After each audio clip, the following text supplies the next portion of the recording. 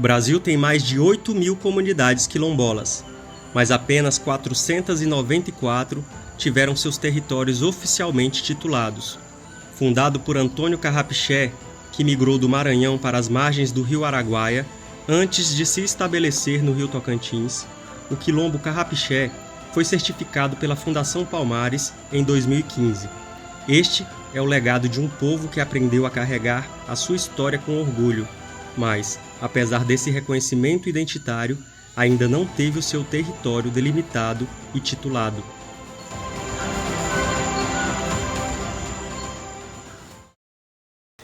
Meu filho, isso aí eu tenho orgulho.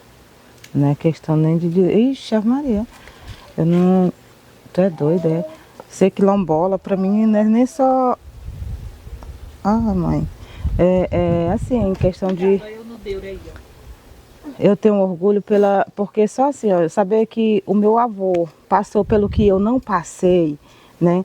Então, hoje, para mim viver o que eu poder, viver, né, o que ele não viveu, né? Porque meu avô foi tipo um escravo dos outros, pelo que eu sei da história, né? Ele foi tipo um escravo dos outros. Hoje eu vivo desfrutando do legado que ele deixou para nós, né? Mas sem viver o que ele viveu, né? Sem passar pelo que ele passou. Então, para mim é um grande orgulho, né? Ser uma quilombola, e amo ser isso. Adoro isso na minha vida.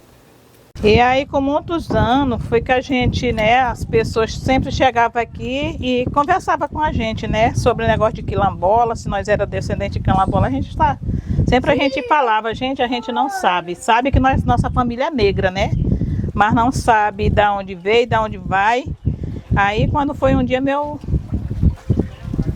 padrasto, né, que é meu pai, ele foi e contou que nossa família, né, veio do Maranhão. Não é Biô, não, do Caxias do Maranhão, né? A família, os troncos velhos vieram para lá, né? Aí ficaram lá muitos tempos, aí vieram para cá, porque nesse tempo não era Tocantins, era Goiás, né? E aí vieram para cá, para Goiás, trabalhar para os fazendeiros aí a troca só da comida, né? Rapaz, eu já ouvi falar que eles vieram daí do rumo do Maranhão, o pai do meu avô, que é do rumo do Maranhão. Eles foram morar na beira do Araguaia para lá. Aí, depois que eu convivi mais meu avô, mas foi mais pouco. Convivi mais com ele só uns 4 a 5 anos só junto. Eu vim para cá em 88 e ele morreu em 92. Certo. Aí eu não tinha muito contato com ele, porque ele saía para ir pescar lá para rumo da barragem do Tucuruí. Aí eu não fiquei com muito contato com ele. Eu só sei que meu avô ele vivia mais no Araguaia. Os pais deles, que era meu avô Pedro, meu bisa Pedro, ele que veio da África, né, que ele era... deixa eu ver como eu quero dizer. Ele veio da África e ele era escravo, né? Aí veio trazido da África para cá, pro Brasil. E aí teve, né, constituiu família e, né, teve os filhos, aí que era meu avô. A saga da família Carrapixé não foi apenas uma busca por terra, mas também por paz. Perseguidos pelo conflito armado, eles foram forçados a abandonar o Araguaia e recomeçar a vida às margens de um novo rio. Aqui no Tocantins não, só no Araguaia. Nós passamos um tempo no Araguaia, isso nós vimos, que o pessoal era avião, aquele helicóptero, aterrissava lá nos terreiros, assim, nos paus lá, que nem aquele ali, tinha um pé de capoeirana, eles aterrissavam e desciam na corda, vinha cá na casa, assim, onde a gente estava. Foi muitas vezes.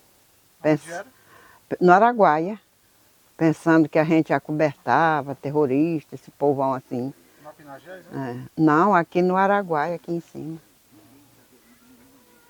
E aí até quando os fazendeiros tomaram de conta, aí foi melhorando e nós saímos. Papai não aguentou muita pressão, não. Aí nós saímos de lá. Aí viemos para cá. E assim, na confluência entre a história oficial e a memória oral, nasce a explicação para um nome que é a própria identidade, Carrapixé, um nome que vem de uma história de infância, mas que se transformou em símbolo de resistência. E Carrapiché, comunidade de Carrapiché. Aí eu, um nome diferente, nunca tinha visto essa palavra, né? Do dicionário português, Carrapiché.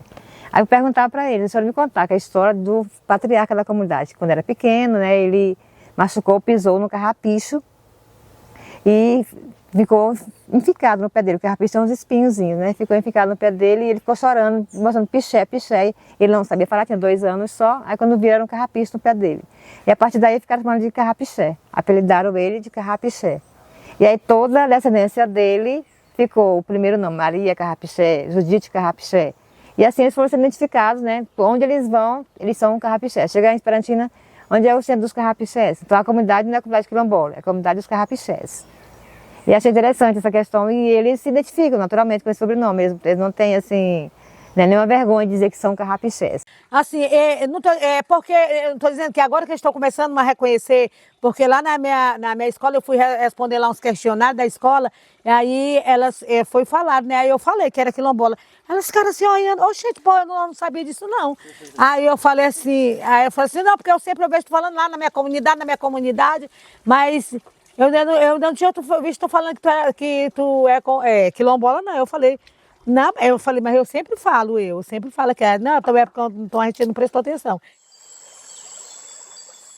No Tocantins, apenas uma comunidade, a Ilha de São Vicente, em Araguatins, possui título definitivo de suas terras, em um marco histórico de 2023. Isso ilustra a dimensão do desafio, uma busca ancestral por um lugar para se viver bem, com fartura e dignidade. Mas essa busca esbarra, todos os dias, na falta do básico. A identidade cultural e a história de resistência são o alicerce do seu direito, mas a estrada para vê-lo reconhecido é longa. O quilombo não é um território físico, o quilombo é um território cultural. Porque os quilombos antigamente eram um local de fuga, né? Tem aquela história que a gente já sabe, que quilombo era um local de fuga, que depois os quilombos foram conhecidos como comunidades de negros rurais, como terras de santos, como lá em São Luís, terras de santos, e foram ganhando várias nomenclaturas. Esse território cultural, porém, tem endereço físico, um chão concreto que sustenta a vida. E é esse chão e o rio que o margeia que tem passado por profundas transformações, testemunhadas na memória viva de seus moradores. Assim, o que mudou hoje, aqui nesse pedralzinho que a gente está hoje aqui, que a gente está... Olha, eu vou mostrar para você aqui o seguinte, de primeira aqui na era dos anos 90, a gente pulava daqui para cá, para a gente tomar banho, né? Porque era profundo, a água não secava esse tanto aqui. A gente corria daquela, ó.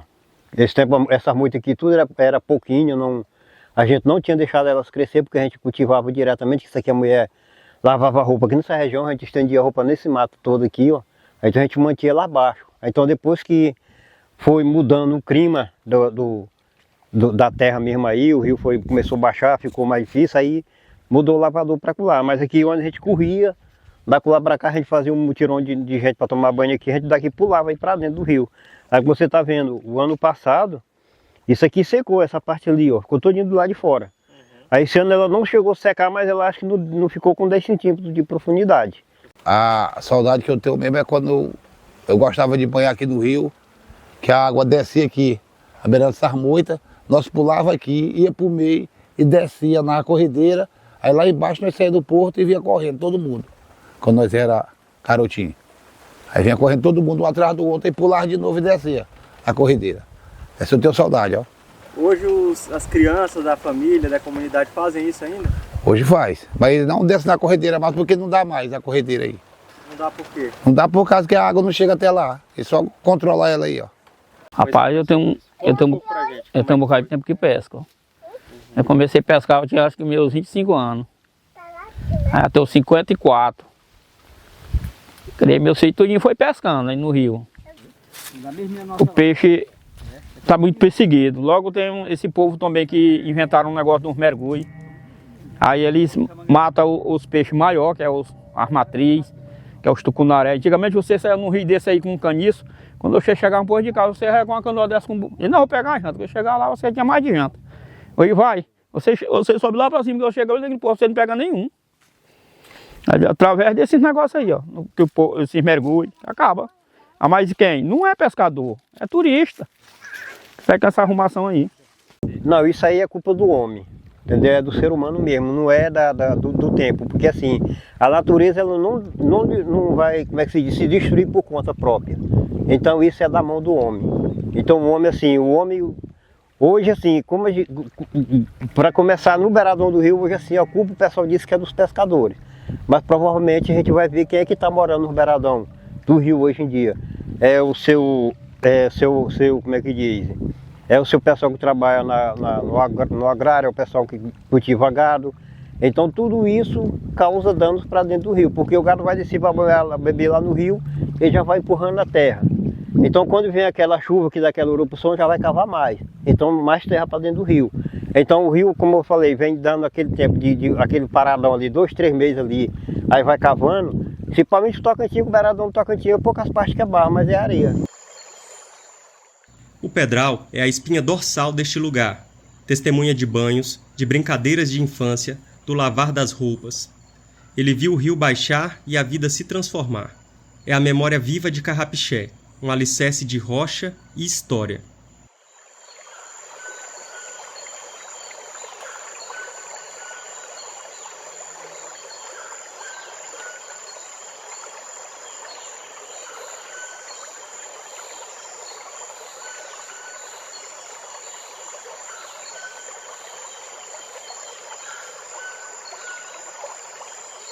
Naquele tempo, a gente era feliz e a gente não valorizava o que a gente tinha, né? Porque só assim, só a facilidade de tanto peixe que a gente tinha, né?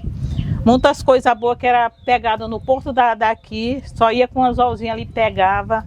E hoje em dia não existe mais isso, a gente vai para um rio desse aí, porque sempre quando a gente veio para cá, a gente não era pescador profissional, mas a gente tinha as maiadeirinhas da gente, colocava, né, num beiradão desse aí, podia ser qualquer hora, você pegava o peixe de você comer. E hoje em dia você vai, batalha e não tem aquilo ali no momento pra gente, né? Isso aí tudo são lembranças boas, né, que a gente tem. E das brincadeiras que a gente tinha também, que, como eu estou te falando, que a gente era feliz e não sabia, sabe?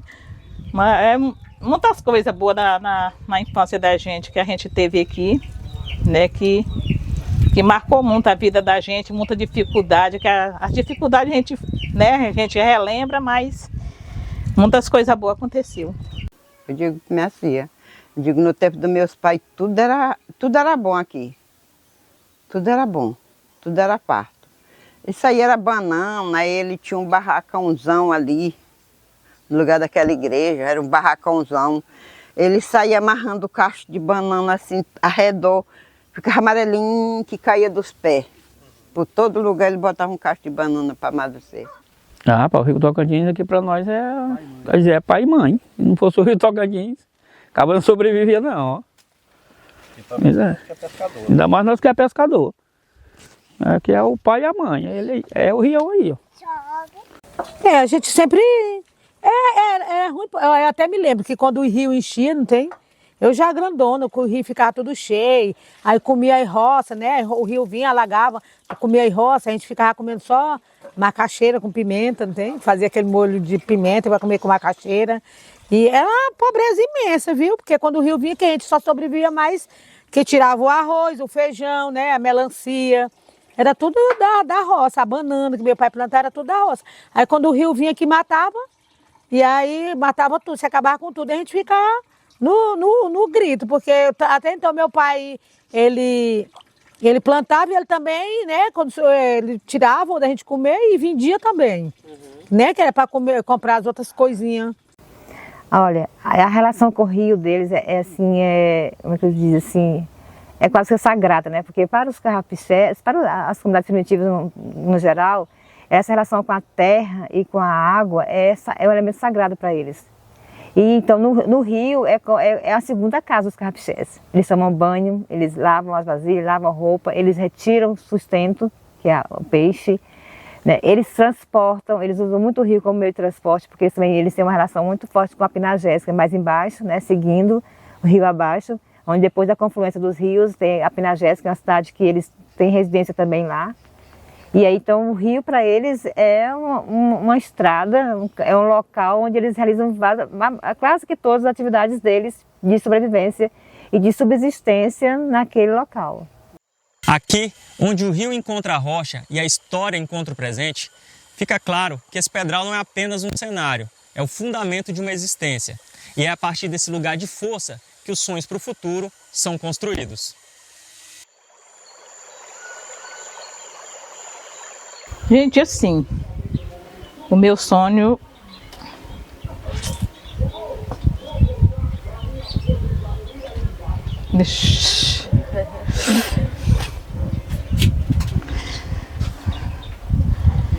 ai. Meus sonhos são muito longos, né? Que isso aqui seja uma comunidade toda construída, né?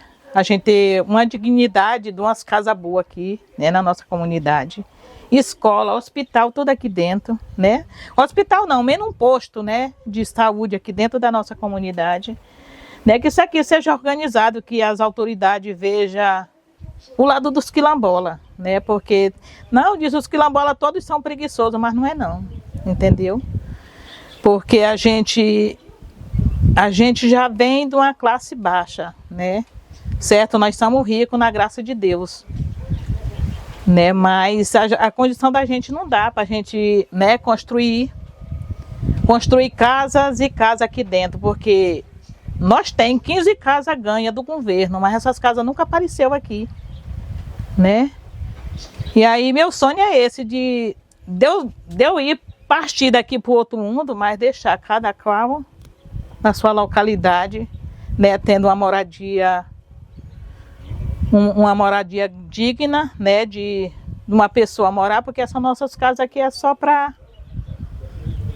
Nós diz que é casa, né? Porque é a casa onde nós vivemos, mas o meu sonho é esse, de ver isso aqui tudo organizado. E para que esse sonho não se perca, é preciso passar o bastão. O recado de Adriana é um chamado para as novas gerações. Um lembrete de que a luta é o elo que une o passado ao futuro. A única coisa que eu posso dizer para eles é, né, ergam a cabeça, sigam em frente, não deixem morrer aquilo que um dia, né, o nosso avô, o bisavô deles lutaram tanto para conseguir, né, viver uma vida miserável, já te digo assim, porque meu avô viveu uma vida que ninguém quer passar por aquilo que ele passou. Então eu digo para meus filhos isso, sigam em frente, não deixem morrer por aí, né? Se eu não estiver aqui, outro ali não tiver para impulsionar, que eles, né, toquem para frente, não deixem parar por aí. O espinho do carrapicho fincou e deu nome a um povo. Essa mesma resistência, às vezes dolorida, é o que os mantém firmes no chão. O sonho de Carrapixé é simples e grandioso, ver florescer, no lugar da luta, a dignidade. E nesse sonho só há espaço para o orgulho de quem sabe de onde veio e luta para que seu pedaço de chão, que é também parte dos 0,5% do território brasileiro ocupado por quilombos, seja finalmente seu.